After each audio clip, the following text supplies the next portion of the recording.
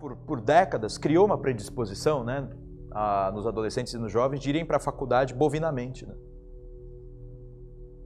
A gente fala, vai para a faculdade, é o objetivo de toda a escolaridade. Né? Ele vai sendo educado para ir para a universidade. Se ele passa naquele que queria, então, ele vai para lá quase vendo deuses. Olha o professor, aí os olhos dele brilham. Pode ser um erro da educação mesmo, né? Primeiro erro da educação. O segundo erro, que eu identifico aí na nossa cultura também, de facilitar a vida dos formadores, né, dos formadores que formam, é que, aí eu vou entrar na pergunta do Bruno, é que também não é tão fácil a gente combater essas coisas só mostrando os erros mais pontuais deles, como esses que eu mostrei. Né? Política estudantil invadindo universidade, professor em sala de aula que não domina seu conteúdo, que tem medo de pôr aluno para competir, que não gosta de competição porque é coisa do demônio. Todas essas ideias, professores mal formados, professores sem tanta vontade de agir, e alguns professores eu até entendo, trabalho de manhã, tarde, noite, de madrugada, mas ainda assim eu nunca vejo desculpa para trabalhar mal. Enfim, eu acho que você pode ser sofrido, mas daí a você comprometer crianças e adolescentes é um egoísmo muito grande. Mas não sei da realidade de todos. Além de tudo isso, que a gente pode identificar e combater, muitos aqui presentes, quando a gente estava no café, vieram me contar de professores conseguindo impor visões que eram ideológicas, não eram disciplinas trabalhadas cientificamente. Eles eram ideólogos, não eram cientistas nem filósofos.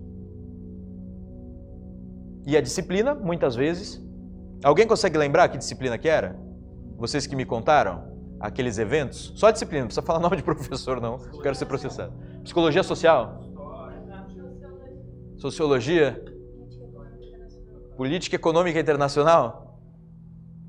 Eu passei por uma em ciência política na faculdade de Direitos, Direito Administrativo, Direito Constitucional, Direito Penal. Alguém fez direito aqui? É dose? Fez, né? Não é assim? Minha professora de Direito Penal, olha só, hoje o Bolsonaro é condenado por isso.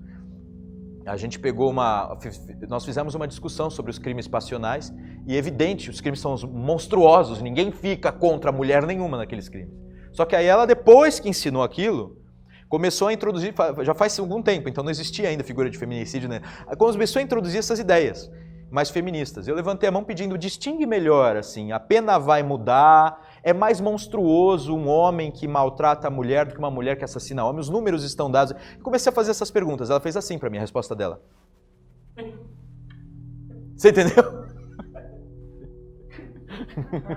Em sala de aula. Tá? Aí, combater esses problemas, assim, esses erros pontuais, é muito interessante, né? E é efetivo em alguma medida.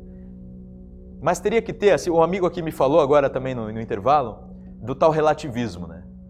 Nossa, em várias escolas do Brasil inteiro, hoje, algum professor disse que a verdade não existe, ou a verdade é de cada um.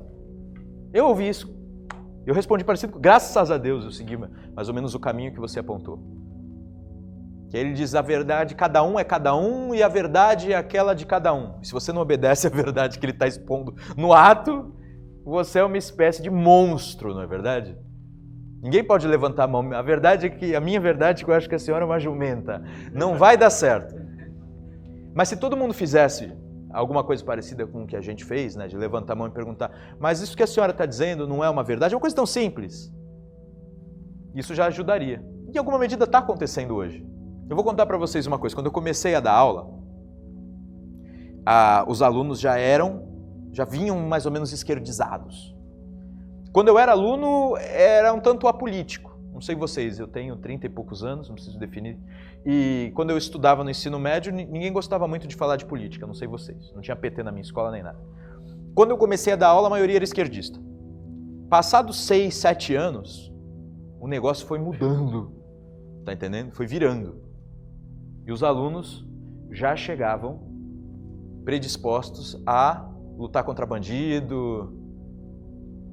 E, inclusive, quando eu explicava a história sem a luta de classes, eles gostavam. A coisa está mudando. E agora, o que pode ser muito mais eficaz do que isso? aí eu trago a resposta ao Bruno, né? O Bruno tinha me perguntado por que o Olavo tem uma certa predileção pelos ficcionistas em detrimento dos historiadores e de outros escritores, né? Eu vejo o seguinte, segundo que o Olavo entendeu de Aristóteles, isso está exposto no livro Aristóteles e Nova Perspectiva, a cultura se forma, primeiro pelo alargamento da imaginação, criação de modelos de conduta e capacidade de enxergar possibilidades humanas, naturais, possibilidades. Todas as civilizações nasceram com mito.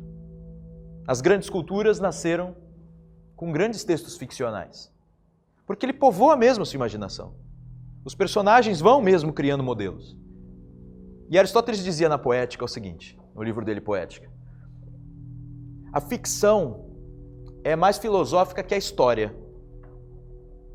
Porque a história diz o que foi, o que aconteceu, e a ficção diz o que pode acontecer. Então o leque é maior. Então se você vai para a ficção, você pode dar exemplos de heroísmo até maiores. E você pode dar exemplos de baixeza humana, de maldade, crueldade também maiores. Você aumenta a capacidade imaginativa do estudante. Então seria um primeiro estágio.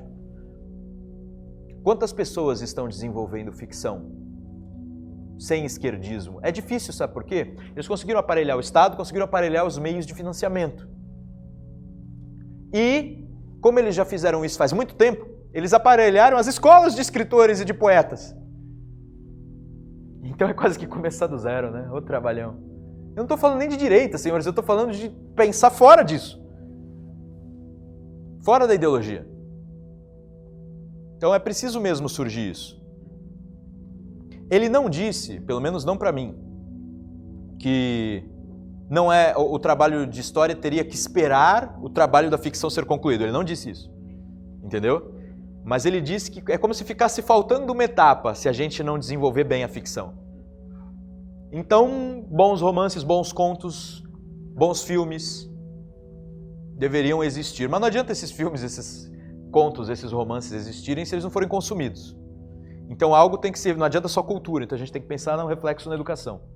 Eu estava ensinando hoje, lá que a gente estava gravando, algo sobre educação grega, e eu lembrei do seguinte, tem um momento em que tem um artigo no qual o Olavo fala que os formados em letras de hoje conhecem menos literatura do que os adolescentes da Grécia Clássica. Porque eles eram educados para memorizar poemas, primeiro os épicos, para terem noção também dos exemplos humanos, e depois os poemas líricos, para saberem se expressar a si mesmos. Memorizavam várias histórias, e o mito deles, a ficção deles, tinha um pouco de história também, né? Do passado da Grécia.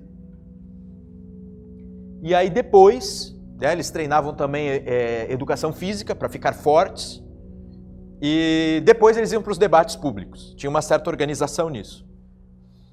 Então, eu entendo assim, ô Bruno, não devemos esperar. O que sabemos fazer, que façamos, entendeu? E o que eu sei fazer melhor é mesmo história.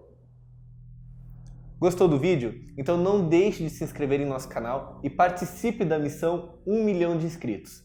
Se chegarmos a 1 milhão de inscritos até o final do ano, estaremos sorteando todos os quadros do Congresso Brasil Paralelo e, além disso, sortearemos 100 assinaturas. Com a assinatura você terá acesso a todo o conteúdo que já produzimos em nossas séries e também ao núcleo de formação. Esse trecho é apenas uma parte de uma das aulas do núcleo. Então não deixe de fazer sua inscrição, ajude o nosso canal e caso tenha gostado do vídeo, faça seu comentário aqui embaixo. Compartilhe e vamos seguir juntos. Obrigado!